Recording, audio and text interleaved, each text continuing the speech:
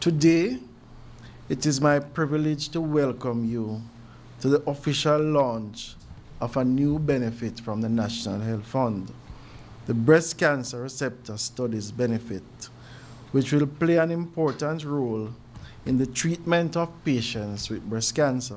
When you calculate the reagent cost and the technologist time and the physician time and the light and water and so on, this test actually costs about 15,000 Jamaican dollars.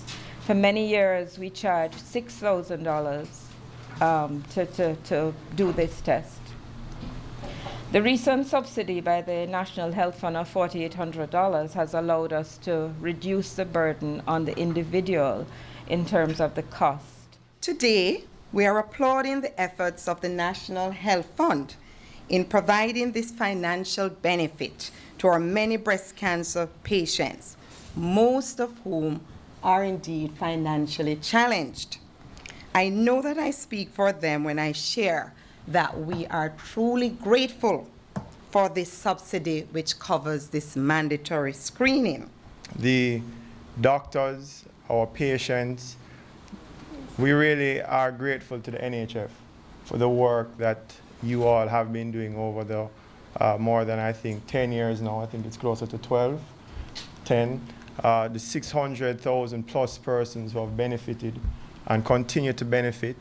I know I certainly ordered, and I would encourage all the doctors here to order the NHF forms. They have a wholesale package, you know, it's not one, you can get them like Price Mart size.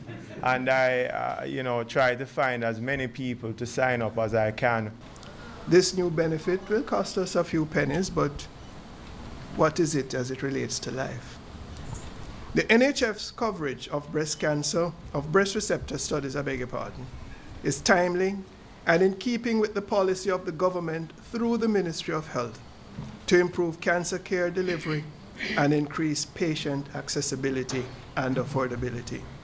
I am happy that the National Health Fund has extended its individual benefit portfolio to include a subsidy of $4,800 of $10,000 for the breast cancer receptor studies test for persons diagnosed with breast cancer. This would be somewhere, I'm told, about 1.5 million per year based on the cases that we now see.